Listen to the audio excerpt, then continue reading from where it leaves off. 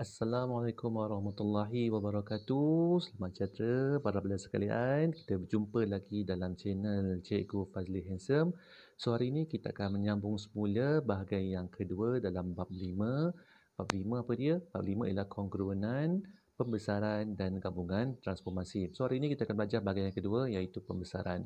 So seperti biasa jangan lupa like, komen, share dan subscribe channel saya Cikgu Fazli Handsome dan jom kita tengok apa yang akan kita belajar pada hari ini. Alright, jom.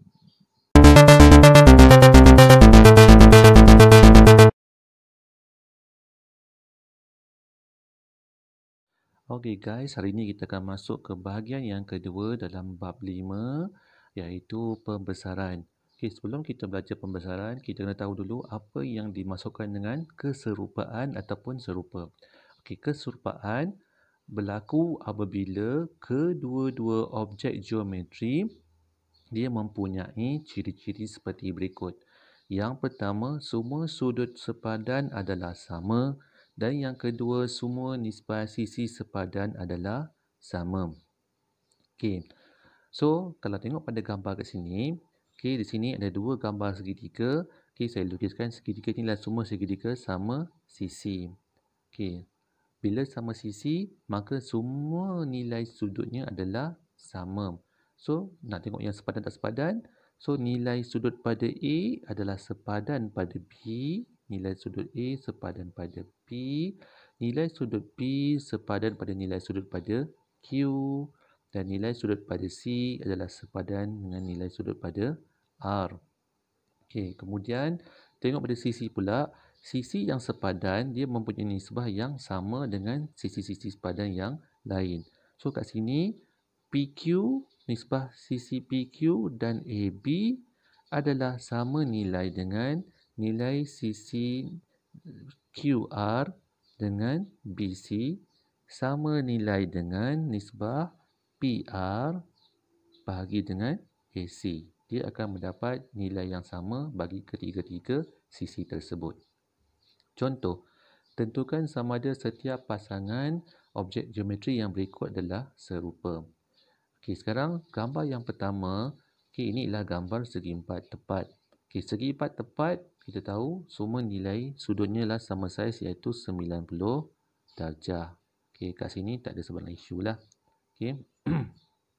So, sekarang kita cuma nak tengok pada dia punya sisi sepadan.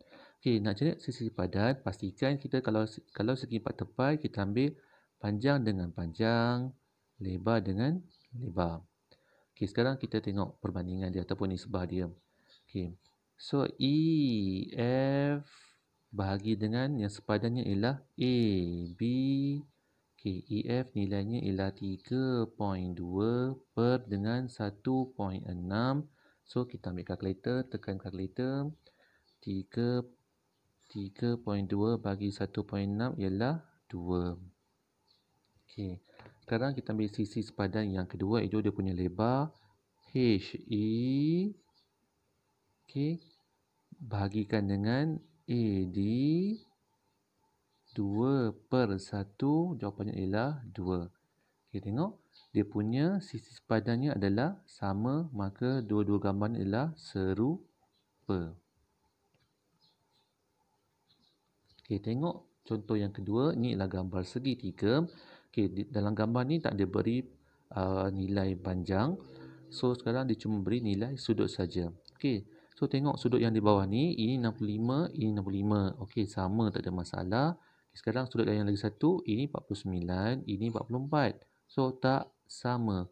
Bila tak sama, automatik jawapannya tidak serupa. Okey, very simple. Yang kedua, kita akan belajar hubungan di antara keserupaan dengan pembesaran dan memerihalkan pembesaran. Okey, apa yang dimasukkan dengan pembesaran? Pembesaran ialah suatu transformasi dengan semua titik objek bergerak dari satu titik tetap iaitu pusat pembesaran dengan satu nisbah malar iaitu faktor skala. Dalam arti kata lain, dalam bentuk gambar, okey, ini ialah pusat pembesaran. Okey, simbolnya ialah P, ini ialah objek. Okey, kemudian bila kita pancarkan, contohnya kita pancarkan torchlight, okey, ataupun lampu suluh, dia akan memberikan imej yang lebih besar di sebelah belakangnya. Okey.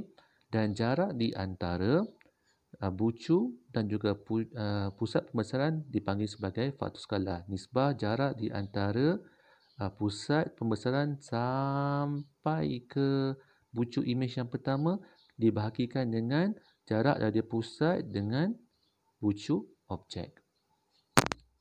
Okey.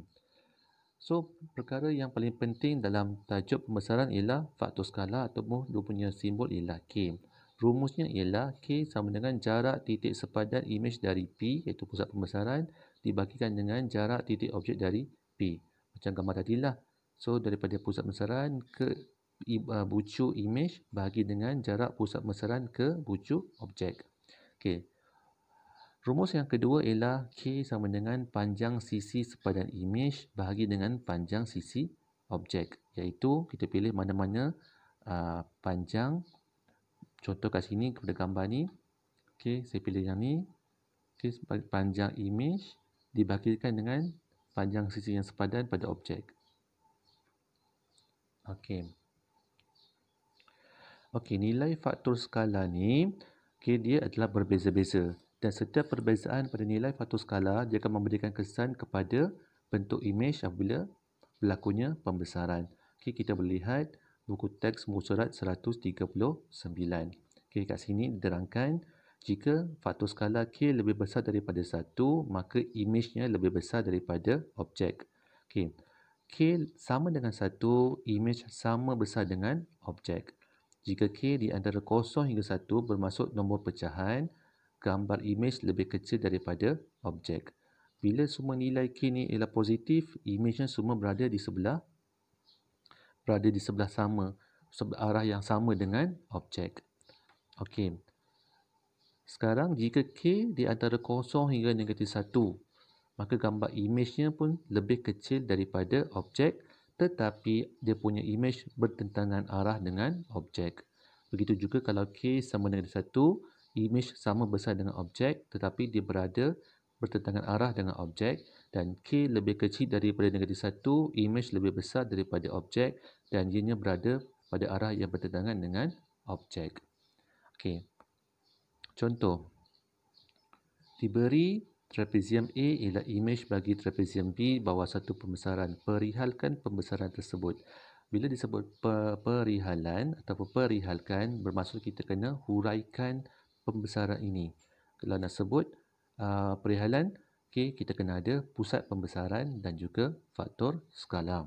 Yang pertama, jika contoh soalan dia cuma beri gambar saja, besar dengan kecil, yang pertama kita kena letak nama dia ialah pembesaran. Okey. Perkara kedua yang mesti ada ialah pusat pembesaran. Okey, nak cari pusat pembesaran, kita kena ambil pembaris dan juga pensel. Kita kena sambungkan bucu yang sepadan sehingga mendapat garis yang bersilang. Okey, contoh kat sini saya sambungkan bucu A dengan A prime ni, A tanduk ni. Okey, saya sambungkan. Okey, itu yang pertama. Kemudian saya ambil C dengan C.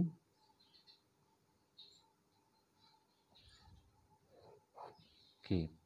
So, cukup dapat dua garisan. Kenapa saya buat dua? Sebab dua garisan pun sudah memadai untuk dapat satu persilangan garisan sebagai tanda pusat pembesaran. So, kat sini bila dah dapat satu pusat pembesaran, tuliskan koordinatnya. Okey, baca pada pasti X 1, pada pasti Y negatif 1. Okey, dan yang terakhir sekali ialah faktor skala.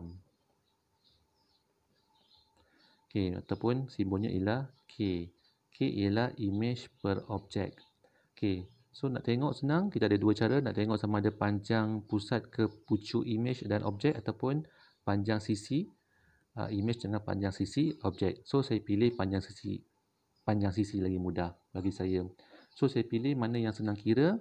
Saya pilih titik A sampai D. Okey, inilah yang besar ni ialah imej. Dia kata A ialah imej bagi bagi trapezium B. Maksudnya A ni ialah image, B ni ialah objek. So, kat sini kita ambil yang senang kira. A prime, D prime berapa kotak? 1, 2. 2 per objek 1, 2, 3, 4.